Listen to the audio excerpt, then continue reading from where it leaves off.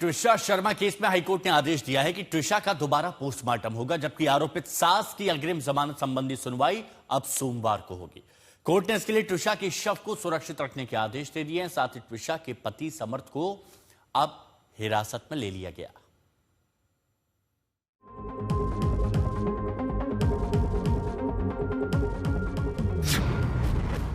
ट्विशा मौत केस में turning point, हिरासत में पति समर्थ। ट्विशा का दोबारा होगा पोस्टमार्टम, एम्स की स्पेशल टीम भोपाल जाएगी।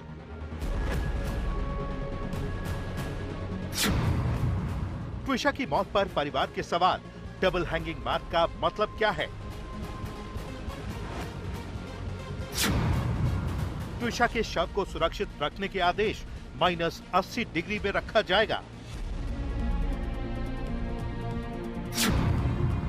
पति समर्थ ने अग्रिम याचिका वापस ली, 4 याचिकाओं पर सुनवाई।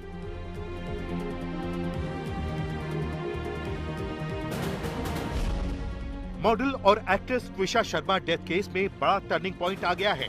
अब ट्विशा का दोबारा पोस्टमार्टम होगा, जबकि आरोपी सास गिरिबाला सिंह की अग्रिम जमानत के विरुद्ध सुनवाई हाईकोर्ट में सोमवार को होगी। कोर्ट ने ट्विशा के शव को -80 डिग्री पर सुरक्षित रखने को कहा है। इस मामले में आरोपी समर्थ सिंह की अग्रिम याचिका वापस ले ली गई है और समर्थ सरेंडर करने पहुंचा तो उसे हिरासत में ले लिया गया। हाईकोर्ट 4 याचिकाओं की सुनवाई कर रहा है। इसमें आरोपी सास, पूर्व जज गिरिबाला सिंह और पति समर्थ सिंह की जमानत याचिकाओं पर जबलपुर हाईकोर्ट में सुनवाई हुई।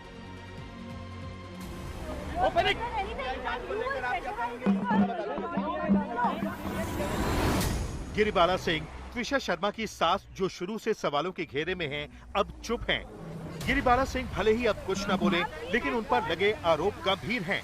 उन पर अपने रसूख का इस्तेमाल कर अपने बेटे को बचाने के इल्जाम हैं। इस एक घटना ने इन आरोपों को और गहरा करने का काम किया है। अरे कोई कानून है कि आपको सब बताएं? कोई कानून है ऐसा? 3 नोटिस जारी हो चुके हैं।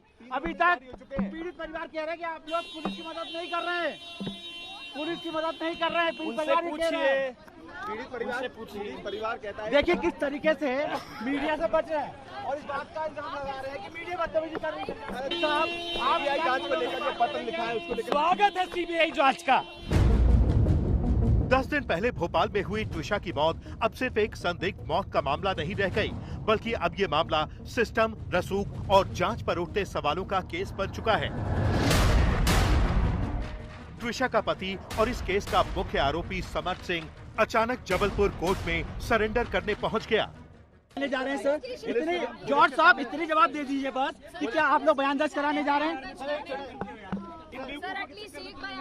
कर दिया, अभी साली हड्डी टूट गई होगी पैर की। सर अरे माफी मांगो, मेरा पैर आप लोगों के चक्कर में कुचला गया गाड़ी के नीचे।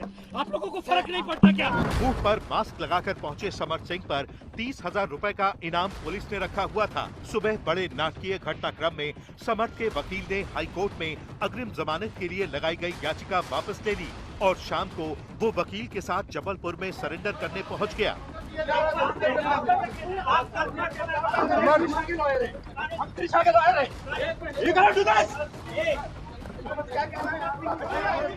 एक तरफ ट्विशा का पति समर्थ फरार था, तो इस दौरान समर्थ की मां और ट्विशा की सास गिरिबाला अपनी ही बहू पर आरोप लगाती रही। मसलन वो घंटों फोन पर बात करती थी और घर से गायब रहती थी।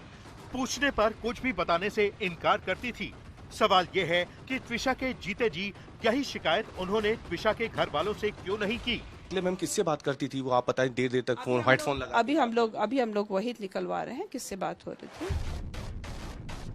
जब ट्विशा का भाई अपनी बहन का रिश्ता बचाने भोपाल पहुंचा था, तो ऑडियो में कथित तौर पर गिरिबाला सिंह ने अपनी बहू के लिए बेहद आपत्तिजनक भाषा का इस्तेमाल किया। आज तक इस वायरल ऑडियो की पुष्टि नहीं करता, लेकिन ट्विशा का परिवार इसे मानसिक प्रताड़ना का बड़ा सबूत बता रहा है। I didn't say something to anybody. I said any kind of intimacy. Yes, did you do it for a favor? समर्थ का जिस तरह से भोपाल पुलिस 10 दिन बाद भी पता नहीं लगा सकी, उससे सवाल उठा कि क्या पुलिस की मिली भगत के कारण ऐसा हुआ। जैसे ही समर्थ सिंह को आभास हुआ, वो भागे वहाँ से उनके वकीलों ने मुझे धक्का दे दे के अलग किया। आप लोगों ने कोशिश करी, आपको धक्का दे के अलग किया।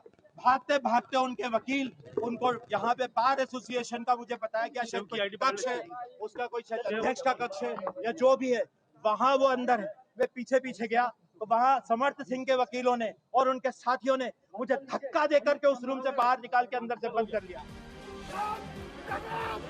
समर्थ इस वक्त भले ही कानून के शिकंजे में हो, लेकिन ट्विशा के पिता ने आरोप लगाया कि समर्थ जुलाई 2023 से अगस्त 2025 तक मध्य प्रदेश सरकार में लीगल एडवाइजर के तौर पर काम कर चुका है और वो फरारी के दौरान केस को प्रभावित कर रहा था।